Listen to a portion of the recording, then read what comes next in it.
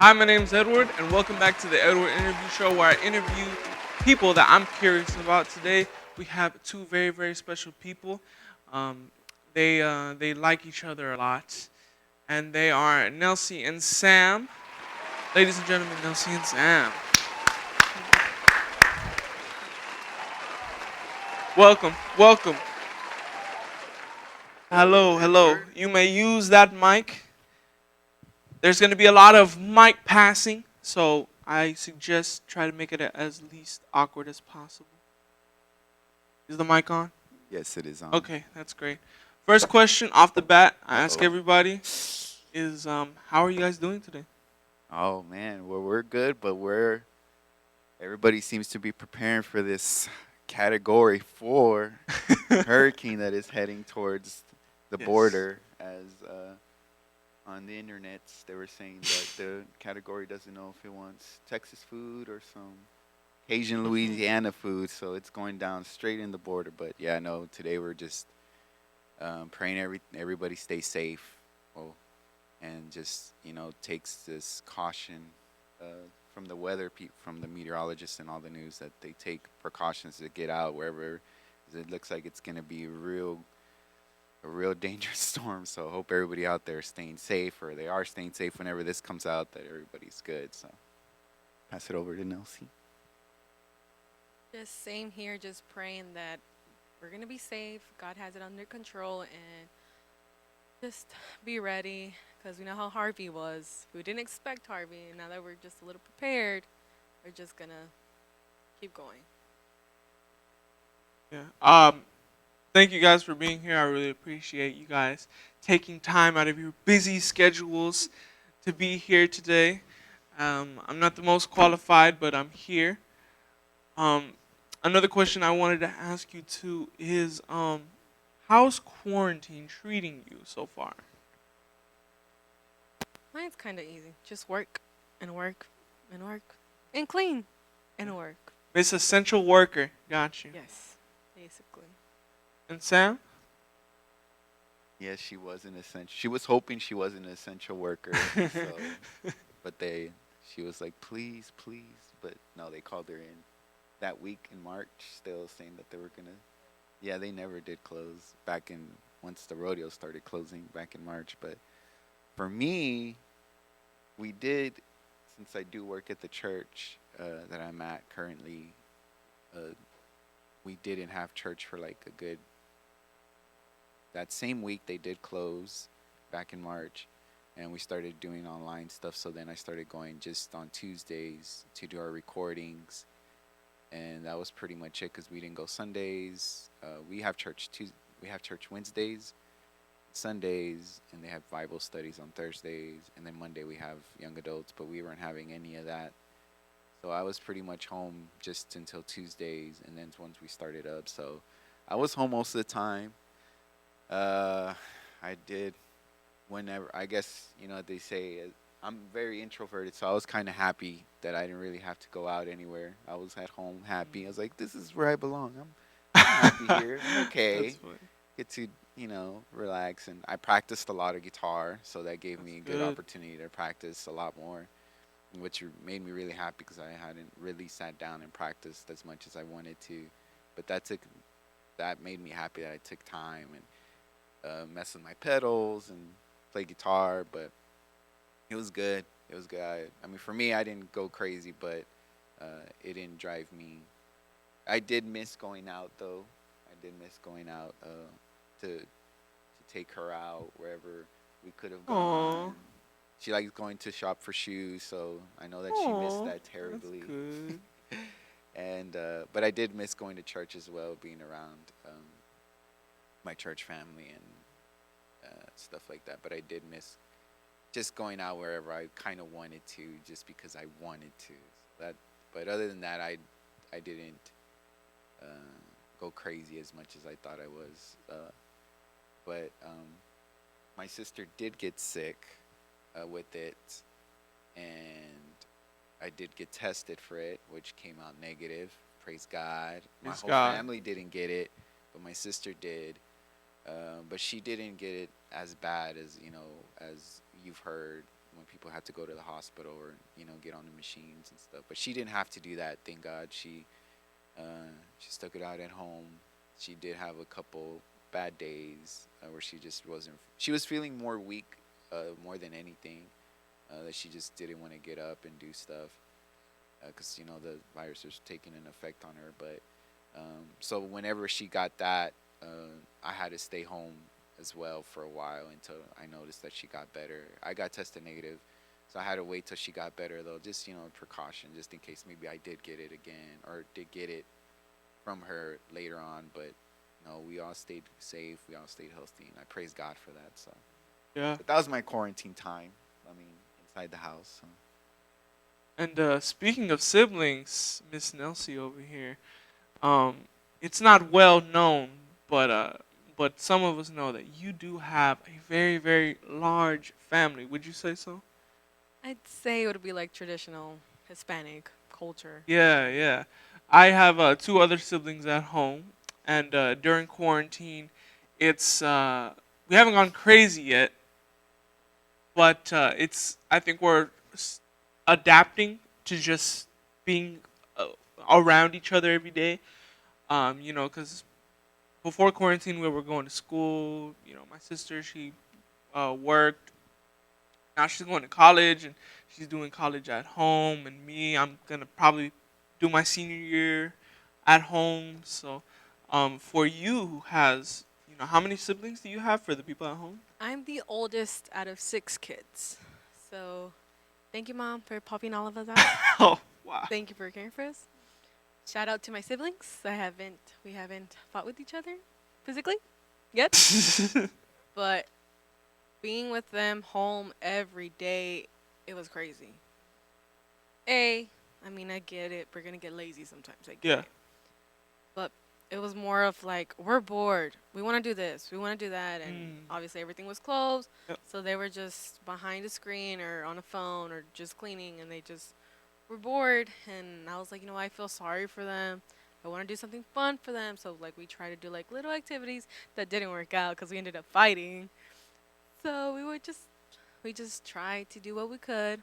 Tried baking, Ah. tried painting, are just little things that everybody likes to do, and watch movies. Obviously, Yeah. a lot of movies. Movies are carrying me Disney through Plus this. comes in handy. Yeah. Disney Plus comes in handy. We're not sponsored though. No, we're not. No, we're not. But thank you. But thank you, Disney Plus. Obviously, being stuck at home all day is some people's ideal living. But obviously, I love getting out every once in a while. That's why I made this show. But it's lovely to have you two beautiful people here. We always start off talking about a little bit of your origins inside of the church. So you can go ahead, speak a little bit about growing up inside of church and how that affected you. So originally, I am not. I didn't start off here. I wasn't born in this church. I went to another church. And well, my parents got divorced, and we left that church. And it was maybe like a year that we were just going to different churches and like finding like what we like, or like if they're bilingual, or like just for everyone else. And we just came one day, and I saw my friend from school. Her name was Shirley. And out of nowhere, I sat behind her, and she turned around, like, you know how in church they're like, turn to your neighbors, say hi, and stuff. Yes. And she saw me. She goes, "What are you doing here?" And I was like, "I'm just testing out the church." And ever since there, she introduced me to everybody. She introduced me to Gabriel, that was the youth pastor at the time, and I just felt very welcomed. And my siblings liked it too. And ever since there, we stayed, and that was in 2011. And from there, I just was like going to the kids' services, and then started going to youth. Got baptized here, and I started doing BGMC. Natalie Garcia needed help with BGMC, and I was like, you know what? Sounds like fun. I'll do it. And then I started just doing praise, and I was like, okay, this is kind of fun. And then Sister Linda was the director at the time. Thank you, Sister Linda. And I stayed with her for a while. And from there, I switched over to Sister Ana Ruth. Hi, Sister Ana Ruth. Hi. Thank you for teaching me all you know. And ever since there, I'm here. Now we have e-kids, Yes. and I'm so happy and thankful for my team. Ladies, you know who you are. Yes, you right there, you sitting at home. Are Yes, you? you in the audience. Hello. Yes. Um, from there, here we are, and we keep going strong. We're doing it for the kids. Thank you, Gabriel, for giving us this opportunity. Hi, Gabriel. And yeah, so that's my story how I came here. Now it's Sam's turn. Right, Sam. That was the TLDR version for her. She skipped out on other stuff. No, I'm just joking. No, the Power Institute. The Power Institute was a big part of Sam is bringing back it. memories. No, I was just joking. But origins, right? Yeah. So Origin side of church growing up. Did you grow up in church? yes. So Mm. I don't. I'm gonna try to not make this long because I have a little more years. So my dad actually started coming to this church. He came from another church. Um, man, my parents actually. My parents were actually been here for a while, and he's still currently here. And so I have one other older brother and one other older sister, and they were here with them. And when I was born, obviously I was here too. So I did grow up here. We had a building behind this building here. You can't see it, but pointing that way, we Yeah. had another building. We called it the chapel once we moved out, but that's where the origin of Templo Manuel started.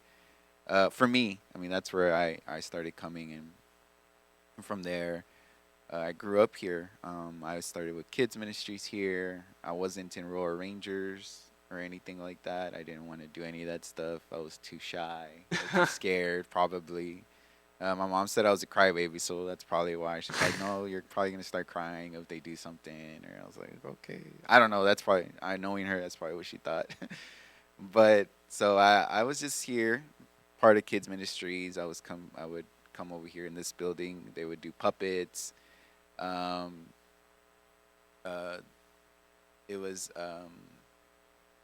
it was fun. I remember those puppet days. My dad would actually play guitar for when a character would come out, and that would probably be like my favoriteest part for some reason. Whenever like he would start, ripping them solos for the puppet, and it's funny because I don't remember what puppet it was, but I loved it. So I remember getting so excited. I was like, "Oh my god, this is so cool!" And oh man, I remember the family I was in charge of it too, and they did a really good job of just making sure they gave us the kids a good experience. And um, I'll never, thinking about it now. When I was little, of course, I didn't think about that, but thinking about it now and thinking of how the experience was for me when I was a kid for those puppet ministry and the other stuff too, that was a lot of fun, and I praise God for that family that did that stuff, taking the time to really give us a good experience. And I was part of BGMC.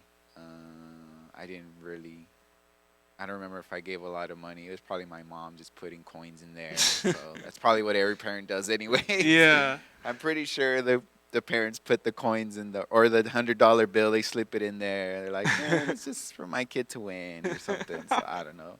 My mom probably did wanted to do that for me, but I never won anything. I won little prizes, so that was fun. But that's Uh, not what it's about, obviously. So, but it's about missionaries. So, but yeah, I remember that. Once I started getting a little older, I started. We actually moved out of the building, and they made the new building where we're at now. Um, I started to come. I was around 12 or 11. I was around 11 or 12. I was part of. I started becoming what was then Power and Hope Youth Ministries. The youth pastor at the time was actually Pastor Gabriel's cousin, Eric Martinez. He was the youth pastor at the time, and it was actually a new adventure because I was very shy, very introverted. I didn't really want to talk to a lot of people, but it opened me up to meet all these new people that I've never met before outside of school in elementary. It was really uh, a scary experience for me because I had to talk to all these people. They were all older than me. They were like 15 or 16, and I was like a little skinny 11, big glasses, 11-year-old. Um, so I was really nervous, but man, I enjoyed it. This is, I say, like where it started to become, where I started to get more involved in church. And then from then on, I was part of the youth ministries. Our youth pastor left to bigger and better things, and we were in transition to youth pastors, and we got different ones. And during that time, when I was around 13 or 14, uh, one of my friends, uh, his name is Lalo. He wanted to teach me guitar, so shout out to him. He doesn't have Facebook, so he's probably, oh, this is on YouTube too, right? Yeah. Yeah. So I don't know if he watches YouTube, but it's actually Brother Juan's son. He's one of the associate pastors here, and his son was a really good friend of mine when I was little, growing up and little. He would come over to my house and we would play video games and stuff like that. But when I was like already 13, he was playing guitar here. He was actually part of the worship team. His brother was too. But Layla wanted to teach me guitar. I guess because he knew he was gonna leave to move to another church.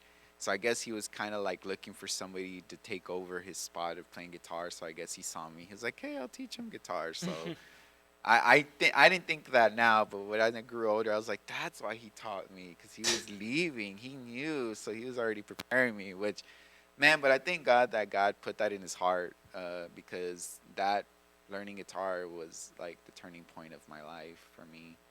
Since then, I learned and I started becoming part of the worship team. I started playing, um, different experiences up until 18. I went to this internship. There's just a lot of stuff. I'm gonna just skip over it. If you're curious, you can ask, but I don't want to take up too much time. Already, I should put a watch on me to see how long I was talking. So, but No, that's fine. so yeah. Once I got older, I'm part of the worship team for a very long time, since I was 13 here at the Templo Manila Emmanuel Church, and since then I just did a lot of worship, just served my church as much as I could, just where God wanted me to do here, I did whatever I could and whatever God led me to do. And then since then, which was up until last year, um, I left the church and now I'm in a different church, Crossroads Fellowship, where I am now. I'm audio guy there now. Um, Took a little step back from worship team, but I do play once in a while. But I haven't played in a while, so I miss it a lot. But it to me, it's like I feel like it's just like God teaching me some other things right now. So patiently waiting till when I can play again, like a lot like I used to. But for now, I know this is just a teaching process for me, and God teaching me a lot of things in this moment. But yeah, that's I skipped over a lot of stuff, but pretty much that's what I wanted. That was my history. I grew up in church. I've been in church ever since, and my parents have been as well. And yeah. Got you. Very kind of like two kind of like opposite views of what you guys had. Both of you guys kind of grew up here, and so for next, I would like to say, what did both of you growing up in Power Youth do? What are some things that you remember about Power Youth when you guys were when both of you guys were kind of going to Power Youth services, when you would play, when you would go? What are some of the things that Power Youth did for you guys, spiritually, for your life, just anything? I must build the deets on Gabriel right now. Nah, I was joking. um, for me, Power Youth, well, like I mentioned earlier, for me, it started as Power and Hope Youth Yeah. Ministries. So when that started for me, uh, we didn't really have, man, I don't remember. Man, I feel like I'm going senile or something. The only services I do remember the most is whenever we did have when our youth pastor was Cecilia, and actually Gabriel mentioned her, and when he did his interview with you, Yeah.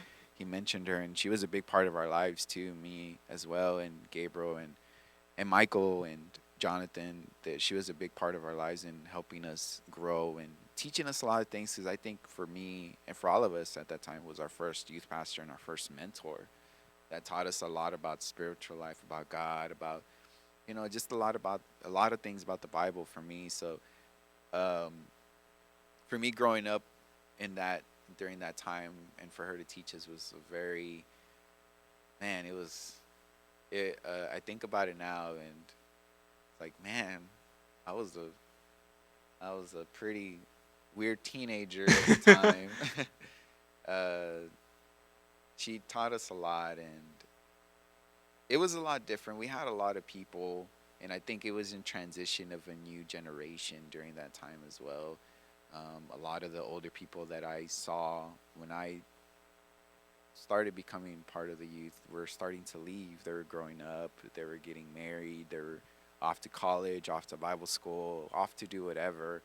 So it was kind of like there was a new transition of these younger people who were my age that are starting to come up and starting to be involved. And so it was a lot different. So it was like we were in a transition phase when I was, starting to grow up. And so it was a lot of learning experience, and it was a lot of fun to me because we had a lot of stuff that we did. We did fine arts. It was our first time doing fine arts.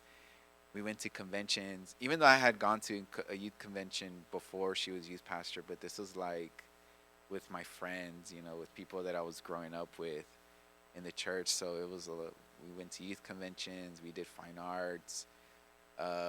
It was a lot of fun, and I learned a lot. I would say that's when I started like to really get involved in church. And then once we started transitioning to Gabriel for Power Youth, it was another transition. It was a lot different. I actually left to college when Gabriel became the youth pastor. So I really didn't get to see his first year. I missed the first year and a half of his transition into being a youth pastor or youth leader, whatever it was at the time. I'm not really sure. He can correct me later, annotations or whatever. Um, but when I was in Lubbock at the time, off in college, I would watch and I would see some of the things they would post, and I was like, man, they're having a lot of fun. I don't know what they did, so I missed out a lot on that. And when I came back, it was a lot of new people. It was it was Power Youth. Well, I don't know if he had started Power Youth then or he changed it later. It wasn't, right. It was still Power and Hope still. Howard. So when I came back from Lubbock, it was still Power and Hope, and there was a lot of new faces and a lot of new people. I didn't know anybody, so it was like a Wow. new, like, whoa, who is this? So it was new for me. I met a lot of new people. I came to that I remember the first service I came to. It was in here for the youth services. This is when I started kind of remembering a lot of the services. Before this, I don't remember the services that much. Besides the ones that Gabriel talked about, the prayer that we would have in the old chapel. But he already talked about that, so I don't want to re-talk about that. Yeah. So, but those were some of my favorite as well. Just to uh, piggyback on that, those prayer services were probably one of my favorites that I felt. Even though there wasn't a lot of people there, I did my heart. Like I put my heart out there because it was like, man, I'm gonna worship. If I can't worship with nobody here, how can God expect me to worship when like there's hundreds of people? It doesn't matter. You know, but those were my favorite times. Just wanted to throw that out there. So, but when I came back from Lubbock, it was still Power and Hope. There was a lot of new people. I actually didn't play on the praise and worship team for a while, but I was here for the services, and they were a lot different. They had lights on stage, like, well, not these lights, but some of those other background lights. They had lights on stage. It was like a youth service. I was like, man, we've never had it like this. This is pretty weird. So it was a lot different for me. Well, it was because this church really wasn't into that kind of stuff. Like, like when I grew up, it was real traditional, no lights, a bunch of flower pots. And Flower I know pot. Pastor Mary loves flowers, so I'm not knocking on the flowers. We They're love the beautiful. flower We pot. love them. We love them. It was just, for youth, obviously they don't want no flowery stuff. But we love the flowers. No, of course we do. So that's why they're still there. So, but but yeah, they had lights. It was like a youth service to me. I was like, man, this is really cool. And the services were a lot different. They were playing a lot of Hillsong United stuff, which wasn't a lot of things that we played before I left. They were kind of, but it wasn't like a real packed youth service. Gabriel had a lot of a lot of youth, not kids, but youth in the ministry at the time. And man, it was a good time. They were growing, and then we saw transition phases. But for me, it was I saw a lot of transitions as being here at the church, and I remember it being a lot of fun because we were all like real close. Um, we were all just here having fun. I remember the lock-ins that we had. Those were fun, man. They were really good times. They were really good times, and I had a lot of fun when I was part of the youth Mm. ministries. Even when I was as leadership for praise and worship or whatever it was, a youth leader. I did a lot of stuff. I don't know. I didn't stick to one thing. I would help Gabriel out a lot, and whatever he needed, whether it was here to be early to set up or do the stage design or man, we were here for a while, and I learned about serving. That's what I can say. Being about in the Power and Hope Youth Ministries and now Power Youth, I learned about serving and serving others, serving people, loving on them, and I could say that's what I took away from a lot of the experiences in that time. For me, that's what it was. Not just being a part of having fun with your friends, but also serving them, serving the people around me. So that's what it was for me. So. Nelsy, you were, um, of course, you grew up in this church through Power Youth. Talk about some of the memories that you remember about how Power Youth affected your spiritual life.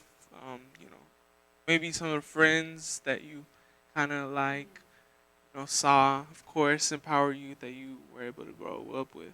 So I really did love Power and Hope. It was still Power and Power Hope. and Hope, yes. And I was maybe barely becoming a preteen and stuff. So when Shirley introduced me to Tammy, my best friend now, hi Tammy. Shout out to Um, Tammy. Tammy introduced me to everyone here, and there was a lot of older people, and I was like, oh my goodness, I look like a kid compared to these people here. This is awkward. But then everybody was just like welcoming, like you knew, like, oh, these people are seniors, these people are juniors, and I'm over here like still a middle schooler.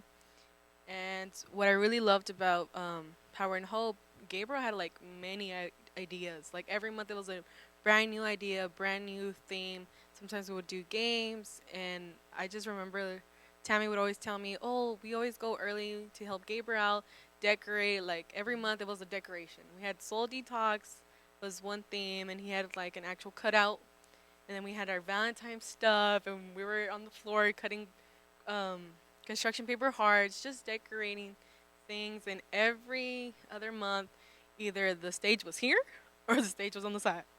If it wasn't on the side, it was over here. And we were just trying different things out. And it was just like a lot of ideas that Gabriel had and just like intrigued us, and we just wanted to help out. And they always say like your church, when you go to church, you have another family there, and it feels like that. When you're in your youth, you experience all your friends, and they become your family. Even though you don't talk to them every day, you still see them, and you're like, oh, we have that connection. We started your teenage years and stuff. And now that I'm an adult, I think back and I'm like, man, I never understood how the hermanos would be like, oh, the kids and the youth are our next generation, are they're the ones that are going to lead people. I never understood their saying until now. I see the youth and they're so full of energy. Yes, your teenage years are crazy. You have a lot going on with school, and church is always going to be that safe place you can go to. So I feel like the youth was my safe place to go to. So after school, we would come, help out. I wasn't doing anything else. I felt happy here.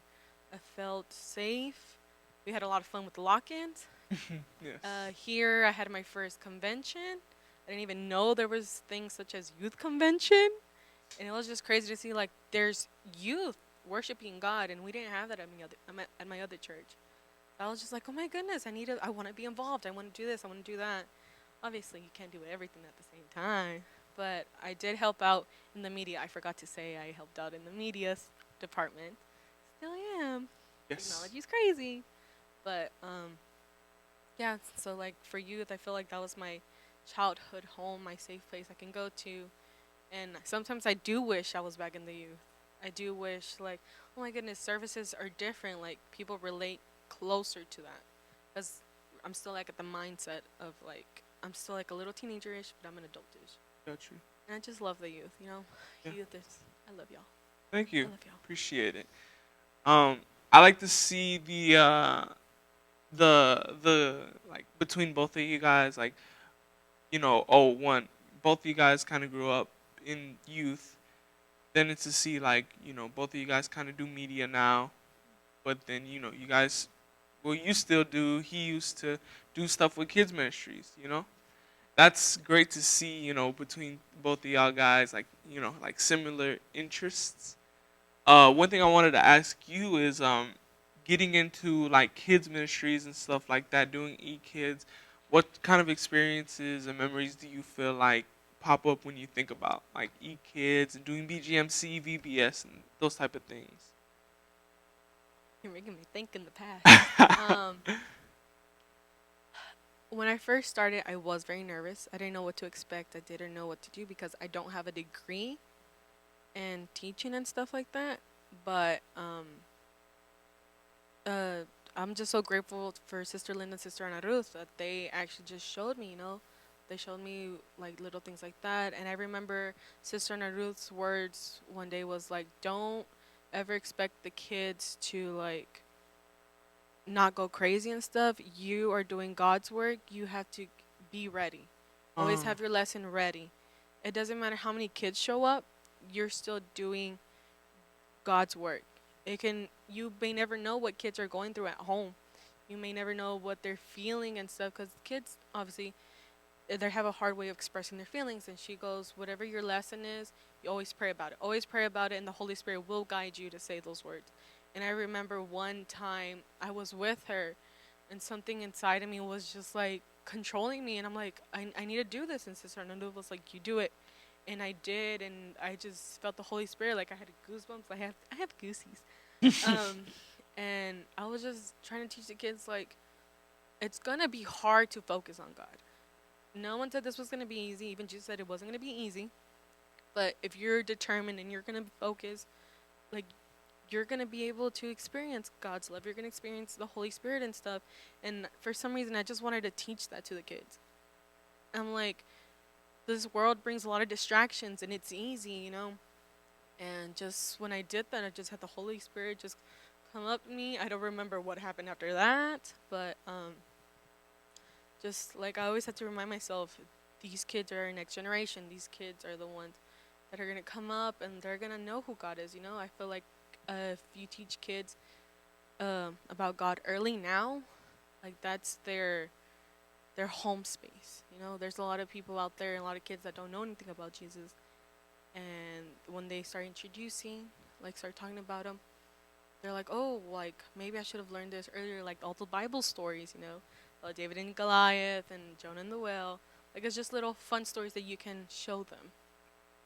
So yeah, it's like maybe one of my favorite memories or like things that I have to keep reminding myself as I continue doing this ministry. got you. And Sam, I wanted to ask you about. I don't know if you watched the e-worship Edwards interview show. You can watch that after this interview. The e-worship interview episode down below. But I don't know if you watched it, but there was a very long segment where they were talking about you. I don't know if you know All this, lies. but it was kind of specifically Tammy and Selena talking about how you kind of brought them into the worship team, and got them going into the worship team and Did I? stuff. What? What can you say about some of the stuff that they were talking about? What were the things that you saw in them? I had to write some stuff down because I'll forget, and I'm gonna be like, so I was writing while she was talking, so just in case everybody's like, oh, he's just texting away, Ah, got you. texting my secrets. No, um, I actually wanted to add on something that she said um, about the kids ministries. Um, uh, I do want to add that to me when I was growing, I was watching this video like a couple of days ago, like on Monday. It was me and Jonathan and Daniel Esparza. We were Daniel showed us a video, and it was like a VBS from like 2013. And I was just mentioning it to them earlier, but I saw like youth, like that are involved now, like you were in it, Yeah. and I was like, man, they Little were Edward. so little, and your brother Chris, um, and I saw Selena in there too. This is gonna kind of go into what you Yeah. were asking me, and I saw them, and I was like, and I told them it's crazy because like they're so little now, but it's so crazy to see them involved now in church, and how she was talking about kids ministry, like you don't know what they're going through at home. Um, it's true, like I don't know who their teachers were at that time, but look at them now. Like they're serving, they're here at church, and it could have been because here at kids ministry at church, that teacher, somebody encouraged them, like, hey, keep coming to church. God's gonna bless your life, and I know that's what Nelsy's doing for the kids here as well. Whenever she's teaching them, and I praise God that God put that in her heart to do for them. Because I know when I was little, like I mentioned earlier, like seeing the puppet ministry, how experience that was for me. Like I think those good experiences, kept me coming to church, kept me wanting to be here, and it taught me a lot of stuff. And I still remember all the little Bible stories and some crazy stuff. I do remember some things, and it's like, man, what? Some of them didn't make sense to me because I was too naive or too little. Um, but yeah, no, that that's good, and uh, that she's putting that heart to them. Like this is what I want them to know. So, but for me, in a different part of the ministry, like another side of it, like for me, praise and worship, how what I saw in them. Um, First, I would say it was a selfish reason because I needed people. Wow. I'm just Interesting. joking. I'm just joking. It wasn't. I did need people, but that wasn't the number one reason. Hmm. But there was a point of time. Man, this is. I'll put a timer on so I don't take more than 3 minutes. Dude, it's fine. It's so, fine. so I guess to kind of go back to why I saw something in them or what made me, because it was actually a couple people. One of them is not here anymore, but um, when I was growing up here at church, you know how I mentioned my friend Laylo. Um, he, I don't know what he saw in me, or maybe it could have been because he was leaving and whatever. But I thank God that he put that in his heart to teach me something, and man, that really changed my life completely. And doing what I am doing today, and I love it so much. I always felt like I was born to do it too. So, man, I thank God for that. And so, there was a point of time playing praise and worship here that on days um, that it would just be me on stage on a Friday night when we had Friday night services. And I know Gabriel's probably like, man, I remember those. So I think they do too. I don't know who was here. I just remember playing and wanting to be like, it's just me up here. So I was more focused on that. But um, I remember those Friday nights. It would just be me playing sometimes, and sometimes I would ask people like, "Hey, can you show up?" And nobody would show up. There would be one person that would show up a lot, and man, I praise God that He had that heart to come help me, even on days that maybe He didn't want to, or but He had my back a lot in those times, and I thank God for that. And it was actually David. He would come on Fridays to help me out a lot. On days that I didn't even like have anybody, he would be here, just him. It would just be me and him. Sometimes he would play the drums and I'll play guitar, and it would just be us two on a Friday night. And I thank God because those times really opened my eyes to why I looked for others, because man, it was just me, and I was like, man, I need a this kind of this is a problem. Like, what am I doing to kind of show or raise up people? They say about investing and showing people in ministry, mentoring or guiding people, and so I thought about that. I was like, man, I don't know what to do. I need musicians, but I don't know who wants to learn. I don't know if anybody even has time to learn or if they even have the heart to learn. Like, you don't know. It's just taking a risk and asking people. Um, but once we started youth, once I started coming back, when I came back from Lubbock, and the praise and worship team kind of just dissolved, or I don't know what happened. I started playing again for the youth praise and worship team, and then ended up just being me for a while, and me and David. And so it was like, what are we gonna do? We need people. And Gabriel would tell me to. He would be like, "You need people," and I'm like, "I don't know who to ask. Well, you get me somebody. No, you get somebody." So I don't know. It was just a rough time for us because we didn't have a lot of people on the praise and worship team. It was just me and David. Sometimes it would just be me. Sometimes it would just be him, and it would just go back and forth. And then I think at the time, Tammy started singing. Once we started um, kind of started like trying to find people, and Tammy started singing. And I remember her first time going to fine art, how nervous she was. And I think you were already singing on the praise and worship team for the youth then, right? But not a lot. And I think that's when Tammy's she behind the started. camera for the folks Yeah. at home, by I, the way. oh, I didn't even see So. her there. No, I'm joking. So yeah, she's right here. So that's why I'm Mhm. pointing that way. She's our nervous to keep us from getting nervous.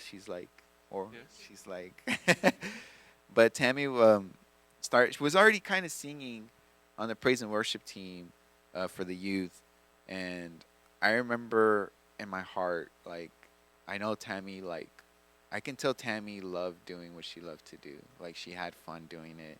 I guess in that I saw, like, man, I should, help her. Like, just talk to her whenever she feels discouraged. Because I know there were times when I was young and that age as well, or when I went to fine arts, man, how discouraged I got. I can count on the time on my hands how many fingers on my hands how many times I've got discouraged, or not, like, like I've gotten I don't have enough hands to count. I've gotten discouraged so many times, and it's hard. And she actually brought it up that day that she was talking, that she did the interview with you. That she brought up how she saw, and she started crying that day. I do remember that conversation. I do remember that, and I'm pretty sure she's surprised that I actually remember that. But I do remember that we were actually over here behind this glass door, and we were talking, and I told her about those times that, man, I felt like nobody was there at times when I would play. And Gabriel can account to that too, actually. Um, that there was nobody here, and it would just be me and Michael. I would just play, and nobody would show up, and we were. It was 7:30. We're like, where's everybody at? No one's coming, or I guess not. I guess it's just us, and we were just praise and worship. And I told Tammy about. I don't know if I did tell her about those times, but it reminded me about those times that, you know what, man, it's okay. Just worship with all your heart.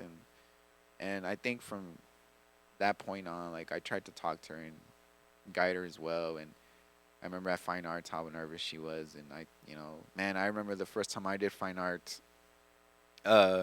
We actually got a time violation because of me, because of I panicked and all my pedals got tangled up, my cables, and so I was like trying to untangle everything, and I got mad at myself after that. I was like, man, it's my fault, like, maybe we had not had that time violation, we would have done a lot better. Maybe we would have gone to nationals or something, but I don't know. I just blame myself because I felt like I wasn't prepared. I didn't do my best. And it was our first time, so I mean, of course. But even then, I felt like I just like should have done better. And I felt Tammy felt the same way. Like I could have done better. I should have done better. I know I had it in me. And I remember we've had our talks about times in praise and worship where we just get discouraged. And I think that's when we started connecting a lot more, just through talks and that. And I saw that in her. And there was another youth at the time. Her name was Shirley, the one who got Nelsy, who welcomed Nelsy here at church, and she was at. I actually talked to her about singing as well, and she's not here at the church anymore. But um, I tried to get more singers because I needed them because I don't like the way I sing. So I was like, I need girl singers or guy Wow. singers. I need people to sing. Interesting. And so I tried to get her to sing as well, and she did fine arts as well. And man, she was a nervous wreck too. I remember that. But I was really happy that they took the chance and and had the courage to step out of their shyness and nervousness. And then later on, I needed more singers still because I wanted them to rotate because I know that we still needed help in other areas. So I was like, maybe we can rotate them and they can do some other stuff or whatever. So then I think I went to a choir concert at North Shore with Nelsy, and I saw Selena on the choir team, and they were singing, and I was like, she sings. I didn't know she was in choir. So ding, like I could ask her, like, why don't you just ask her? So I did. I asked her. I was like, hey, how do you feel about singing? And I saw you, or I don't know how it came up. I might have asked her if she sings on choir or how she felt about it. I may have asked her if she likes it, if she liked it or whatever. But I asked her, and I didn't push her. I knew that because it was like me. I just think of everybody like of my mentality. Like if somebody were to ask me, I would feel pressured. Like if somebody were like, "You should really do it," like I was like, "I don't know if I'm ready." So I kind of felt that from Tammy and Selena and Shirley as well. Uh, that when I asked them, I was like, "Just ask them. Just maybe they'll say yes. If no, it's okay. But encourage them." And so I was like, "Okay." In my mind, I was like, "I'll encourage them to do it." So or Selena. So I just told her, you don't have to say us, but I would really like it. I would love for you to join us because, we obviously need more singers and you're in choir, so I don't doubt that, you don't know how to sing. So Mhm. I don't even know when she sang, but I was really happy she took that courage and seeing her now singing on the e-worship, leading songs and seeing her growth. Seeing her growth Mhm. from where she started, that's what's like Wow. got gets me like proud of her because she was so shy, and to see a timid shy girl singing on Sunday or with us on youth ministry and just seeing her like belt these songs out like with like heart and soul, and it made me proud because I was like, man, I'm glad. Thank you, God, for putting that in my heart to speak to her, like to give her that chance because um, I felt that when I was young, I felt like maybe nobody ever saw a chance in me because nobody asked, and I felt like how are these people or how am I gonna give anybody a chance if I don't ask or look for them? They're all probably gonna there's probably people sitting in the pews thinking like, "Man, I wish I can sing," or maybe they're too shy to ask, and they just need a little push. And I felt like, man, there's people out there, and that's why I feel like God just lead me to those people to push, give them encouragement, and I thank God that for Tammy and Selena and that God led me to them to push them in that direction because there's some times where people overlook us or like they don't think that Tammy doesn't want to sing or whatever or Selena maybe I don't know if Selena would have ended up singing eventually or I don't know what God's plans for her were but or are or maybe she was supposed to sing eventually on the team and maybe just God pushed me to speed it up a little bit. I'm not sure, but I just feel like sometimes people are too shy to ask or too shy to look for it, and I pray that God always leads me to those people that to encourage, because like even when I was little, I was always shy to do something, and I pray that God, I don't want people to feel like I did, like Mm. just too shy. Like I want somebody to encourage. I didn't have a lot of encouragement when I was growing up, but besides our youth pastor Cecilia and Gabriel, who would encourage me as well. Um, So yeah, that's what led me to them because I guess because I knew they were shy, and I knew that that God had put something in their heart for them. That I knew that God was gonna use them in a great and mighty way. And that's what I tell them all the time. What I would tell them all the time, like God's gonna use you. You know, God's gonna take you places you've never thought you could before. Just, but you gotta be real. You gotta let God just use you. Be transparent when you worship. Just, and that's when God flows and shines through you. So, yep, that's it. Wow, that's honestly a great way uh, of saying that they're beautiful singers, and I'm really glad that they're able to be up there and sing and do their thing for God. You can check out their side of the story on the eWorship interview one. But we're going to go ahead and move on to some of the user questions. These are questions written by people anonymously. I know it was you, Gabriel. So, the first question is we can go from both of you. You guys kind of already talked about it.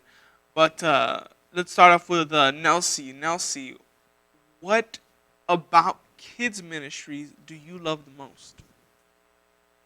Um, like I said, I guess I don't know. For some reason, I love kids. You don't like they're funny, and they Yes. don't even know they're funny. Hmm? It's just like they brighten your day. And I do work with kids right now. I work at another church with their kids daycare, and every day it's different, you Hmm. know. And one thing that I love is that kids are so innocent Yeah. that whatever you tell them, whatever you're teaching them, they're gonna take it to heart. They're gonna be like, "Oh my goodness! Like Miss Nelsy taught me this or this and that." And I didn't mention for my old church there were 3 people that were our Sunday school teacher. It was her name was Hermana Elizabeth, her daughter Nancy, and another hermano named Maldonado. And they just always taught us every Tuesday for prayer and stuff. And I remember their lessons. Like, they don't know what I feel about them, but they taught me a lot growing up. So Wow. I feel like now that I'm a teacher and I'm teaching these kids, they're going to grasp something and I'm not even going to know about it, you know? It could be the simplest detail that they're going to take to heart, tell their parents, and those parents may or may not be saved, but that one sentence or that one story can have a whole family be saved, you know?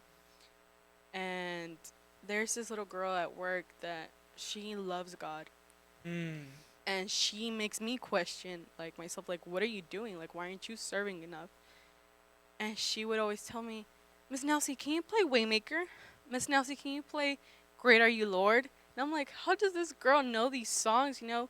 And she's 2 and she just sings with her heart out. And I see her and I'm like, oh, kids are so innocent, so pure that God's love is like that, you know?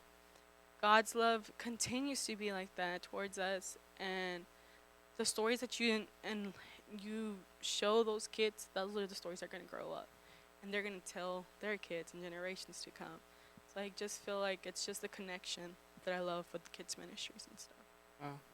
And then we grow up and then we turn into monsters. No, I'm just kidding. Turn very, very young. Yeah, yeah. We don't turn old, we turn young. Oh, we're all young. In my eyes, we're all young. I told All young. Jonathan last episode. Jonathan, he was like, I'm 29. I feel young and old at the same time. I'm like, nah, you're still young. So I believe that everybody is still young in their in respectively their own way. Sam, is there anything you wanted to say about that? Kids ministries, y'all.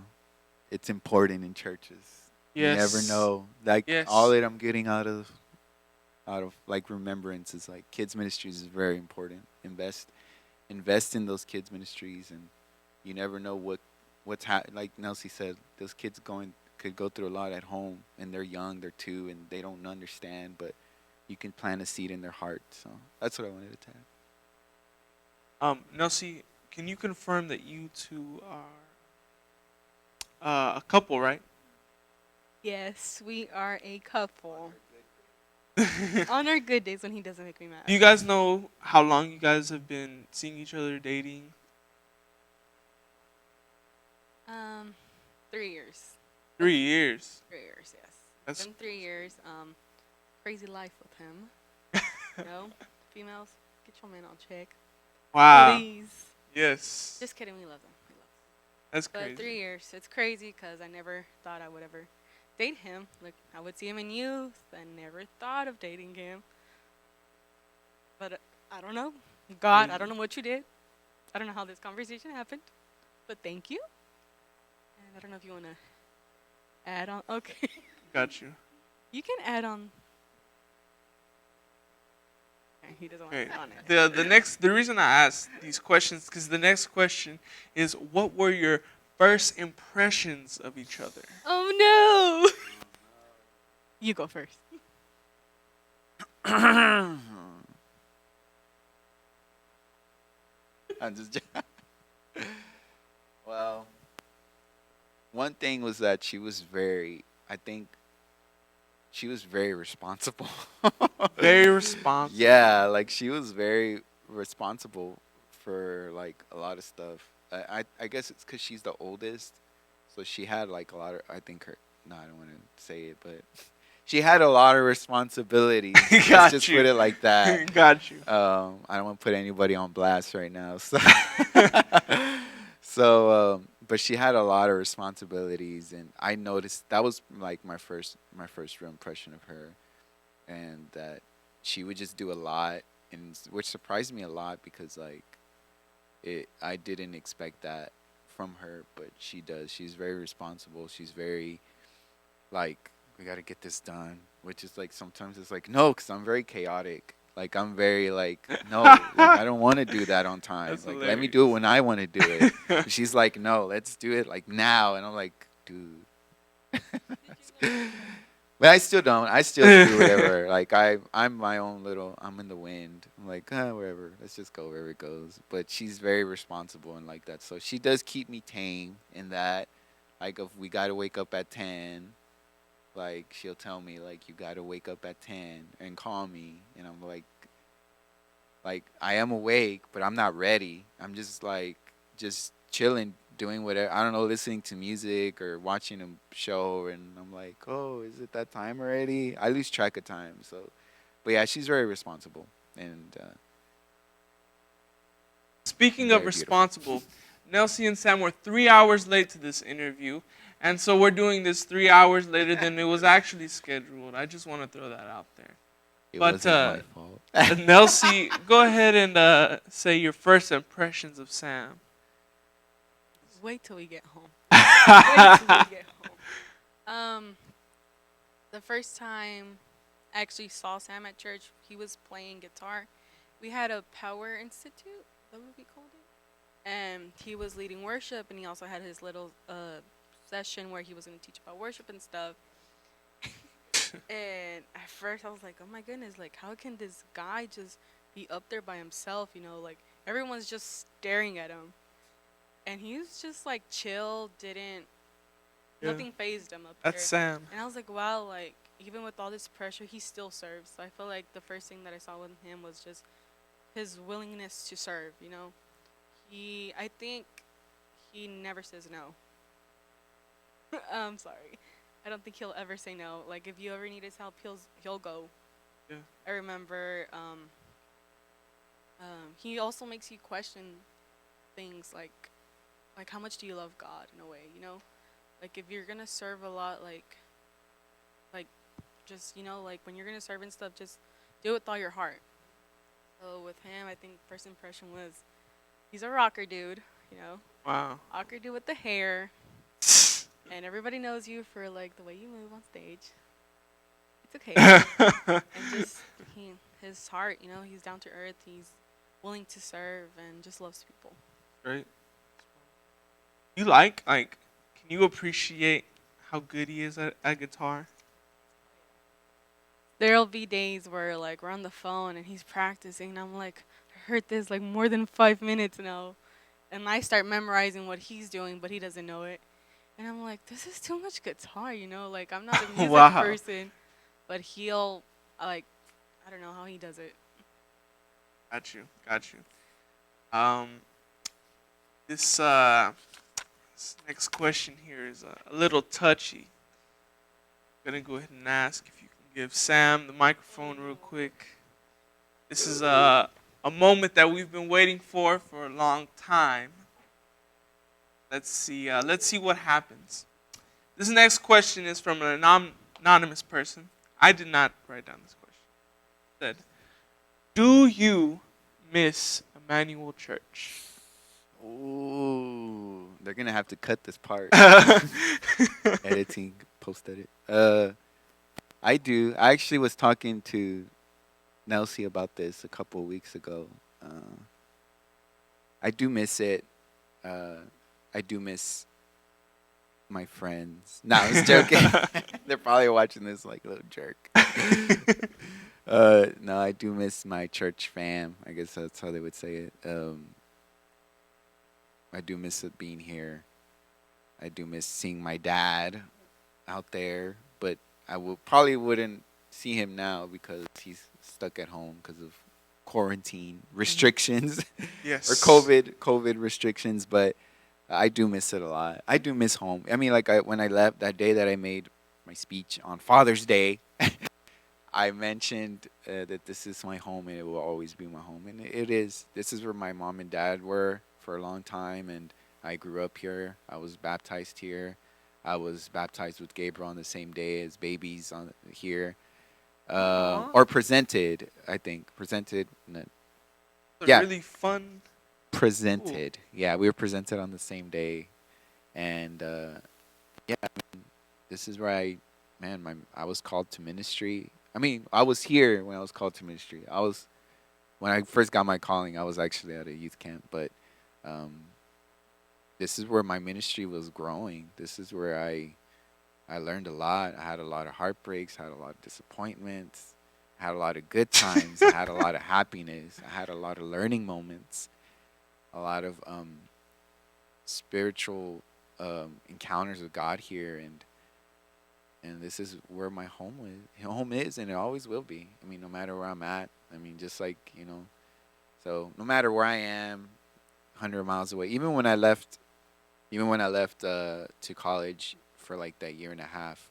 Well, college, I didn't go to college all the time, but even when I was in Lubbock for a year and a half, always still considered this home. Even though I was enjoying the church I was at, I never not missed home being here. Oh, So, but yeah, so yeah, I miss it. that's good. That's good. Very nice. Very wholesome.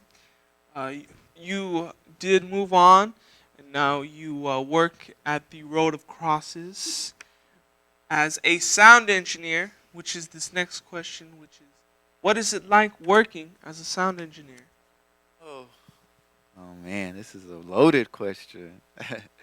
uh, it's actually a learning experience. This is probably a surprise. I don't know. Whoever watches this, hopefully it's not people from there, and they're probably gonna be like, "Oh my gosh, you're gonna get fired." uh, actually, I did. It's good. It's a real. It's rough. It's because they're very different. Like when you work with different bosses or different leadership type people, their leadership type is so different. So like it took adjusting for me to understand how they are, like how they want things or how they do things, because then you gotta run at their pace. So like it took a while to kind of understand how they do things. Even now I've been there for a year, a little over a year already, and it's still there's a lot of changes, but especially because of the COVID that happened and we had to do changes different ways. So I'm sure there's a lot of churches where you know, like, what do we do? How do we do this? So um, that was a challenging as well. Like, how are we going to do this? So during that time, I didn't really do audio, live sound. I did more of recording stuff during that time, which was what I really was trying to learn as well. So that gave me a lot of practice to be like, yeah, this is good practice for me. So I learned a lot. It's a lot different. Um, it was a little rough at times. I did get discouraged because it was like, man, there because it's different people and you don't know them. It's a new church for me and I don't know them as well. Like, if Gabriel were to get on to me, I point that way because he's over there, but that's why I'm like this, Gabriel. But wait, he's outside, mowing the grass.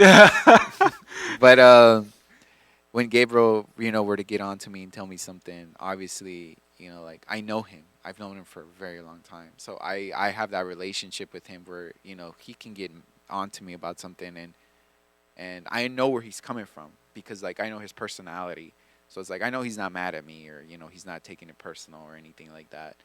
But with new people, like I don't have that relationship with them. I don't have like that connection or whatever it is uh with them. So it's kind of I wanted to get to know them. Like, how is it? Like, how when they say this thing, what do they mean? Like, there's pastors that say like, "Can I get a little bit of," or they use a crazy word, color, and you're like, color? Like, what do you mean color? Like on stage? Like, can I get a little color on the stage? And you put color and they're like, that's too colorful, and you're like, what do you mean? You just said you wanted color. Like, you have to, it's kind of like that. Like when they say like, can Got I you. get a little bit of color? What does color mean to them? Like, Hmm. do you mean a lot? Like, do you mean a little bit? Like, what is a lot to them? What is a little bit to them? What is too loud? What is Got too you. low? So that I had to think Wow. about all that stuff because like they could tell me this is too loud and I'm like, what's too loud? Like, like, so I kind of had to test the waters to see like, what if this is too loud or is this too loud or is this fine? Does this sound fine to them? And that was what it was like. That's what it's been like for me, like in this past year, because like there's just different situations, different things that happen, and it's a learning experience for me. But uh, and I'm glad because like this is what I wanted to do because I wanted to better myself as a musician. Uh, I encourage everybody who's a musician on a worship team to learn about sound because it helps you out in the long run. It helps you learn about what you can do to better yourself in the soundboard, or you can tell when something's off. And for me as a guitarist, it helped me out to understand my guitar pedals and amps a lot more than what I do. So I'm thankful. Like this season of my life where I am right now, I thank God for it because it helped me better myself as a musician. And man, I thank God because like I understand a lot things a lot better. So for this is just a personal opinion, like I said, but I encourage every musician, every singer to learn about live sound because in the long run it does help you out. It really helps you understand the concept of like just everything. You begin to understand like and especially if you want to become a serious artist as well. If you want to start recording and writing your own songs, you can be like, "Hey, why don't we try this?" And you understand what you're doing. Like so. I encourage everybody to do it. I think every serious musician or serious artist that wants to take it seriously or wants to help out in their church or whatever, I encourage them to do the same. Learn about live sound. Trust me, it'll help a Yeah. ton. It helped me, so it's helping me even now. So Got you. That's good. That's really really good advice, especially for a lot of people who want to get into worship or are already in worship. This next one is for both of you, but we're gonna go ahead and start off with Nelsy on this one. The last question of the user submitted questions is, what is something that you admire about each other? Who wrote that question? I'm just kidding. Um, I feel one thing that I admire from each other is that we do have different ministries, but the center of it all is God. Wow. So I may not understand everything about worship. He may not understand everything about lesson plans, but at the end of the day, we're serving. I feel that serving is one thing that we admire of each other. Um, what else? We have similarities and stuff, so I feel Gotcha. like okay, like we can connect well with that. And I am very time punctual, but there's some things that just happen. Ah, yes. Sorry we were late. Oh, okay. Yeah. I'm gonna blame somebody that's not here. Got you. And this one too. But yeah, so I just feel like what I admire most of our relationship is that we're able to serve Got you. and we can just connect. Mr. Sam, something you admire about each other. I admire. I think I've told her this before, but I'm not sure. But I admire the heart that she has for people, Wow. like kids as well. Even when she started, I think when she started the job that she's at now, she the heart that she had for those kids, like I really admired that a lot because like she really cares about them. Like you can tell even when she's talking about it, like you could tell how much she loves being with them, and she tells me stories about what they say and what they do, and they make me laugh too because I'm like, man, I wish I could say that. Dang, um, but it's there. She that's one thing that I admire a lot is that the heart that she has, that the love that she pours on people and kids. Like even like sometimes whenever um there's this story that she mentioned that she went to Teloloap. That's how you pronounce it. I don't know what it's called. I'm bad at pronunciations, but the Oh meat my. market, she saw this person that was trying to pay for something, and she said that he looked a little bit like he was homeless, like he was out in the streets, and she wanted to help him, and she paid for his drink, for his.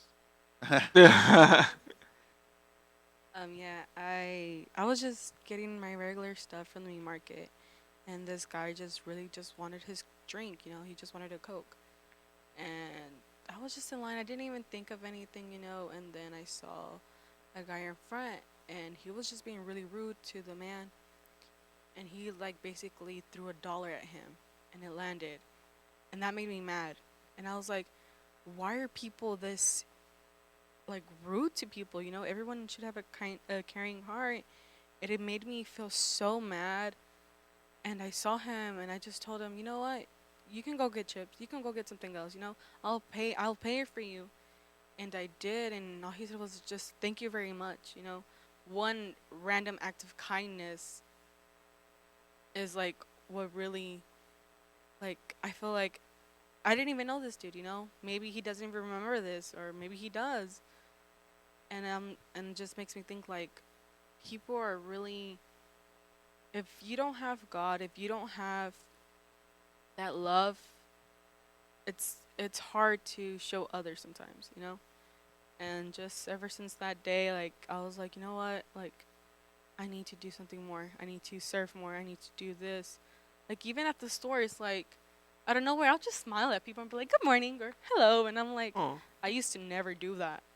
I would just be like, just go what you gotta good and just get out. But now I just feel like I'm a people person, and I wasn't like that growing up. So like he said, I guess my heart is what he saw, admired. that's the end of the user questions. Sam and Nelsy, an ongoing relationship. You guys, wish you the best of luck. God is with you. And now that we're done, we can go ahead, say goodbye. You can wait for the camera. Yes. Bye, guys. Sayonara.